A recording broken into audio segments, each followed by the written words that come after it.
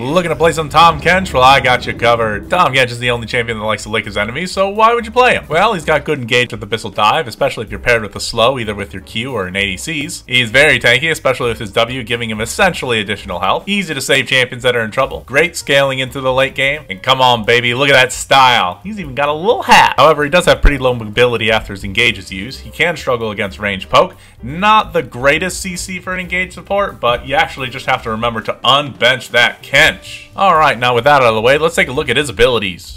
His passive is an acquired taste. No, that's actually what it's called. Each lick, including your Q, deals bonus magic damage and gives bonus effects on your Q and R as long as you've already gotten a taste of that booty. His Q is Tongue Lash. This is that long range lick that will deal damage to the first enemy it hits. If you've already given him a good licking and you hit him with this dirty talk, it'll send a shiver down their spine and they'll be stunned for a second. His W is Abyssal Dive, and this lets you go down, then pop back up and knock the enemy into the air if you landed right on top of them. His E is Thick Skin. Tahm is one thick boy. Damn, boy! This gives him gray health based on the recent damage he's taken. Then if you activate it, that gray health is turned to his shield, making it almost impossible to burst you down. His R is Devour. This lets him eat up any ally to save him from certain death, or eat the enemy and carry them around in your belly. Then once you have them all eaten up, you can walk around for about 3 seconds before you gotta spit them back out. Alright, now with that out of the way, let's take a look at those runes. Now since we're a green boy, we want to go Shrek Tree for that Grasp of the Undying for additional damage and HP. Then the other runes are going to look something like this. Then we want to go Precision Second for those free bonuses. You can go Inspiration Second for that free stuff, or Aftershock is a different keystone, but it really doesn't matter, you do you. Now before we get into the gameplay, let's take a look at what's keeping this catfish in style.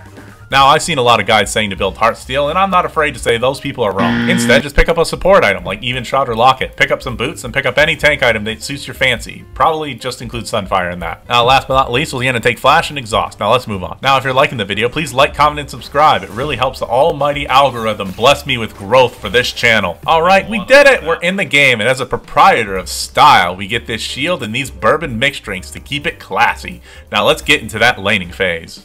Now, you are an engaged tank in the bot lane, but due to your startup time on your W, you want to make sure you maintain bush control. Then lick from the shadows whenever you have a chance. If you do land your Q, you might be able to follow up with an immediate W to dive after the enemy and land your knockup while they're still slow. But honestly, in the early game, it's pretty straightforward laning phase. Maintain bush control, engage with W, attack, and follow up with Q as much as possible. If they get away, then rinse and repeat. If they don't, then push the lane, get some plates, head B, and snowball with that advantage. If the enemy is a poke support, just try not to take too much damage. If they're another engaged support, then just try and peel for your ADC. And if they're enchanter, then just get used to a boring lane, because nothing really is going to happen. Just push the lane, maintain priority, take objectives, then Krauser their tower.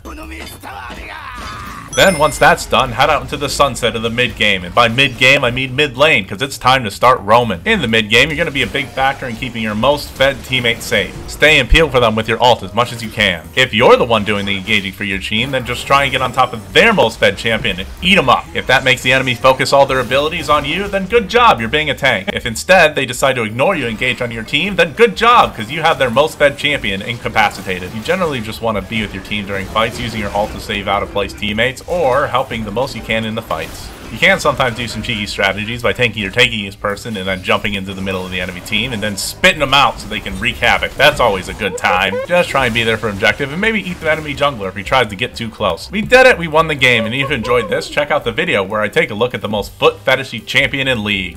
Talk to you later!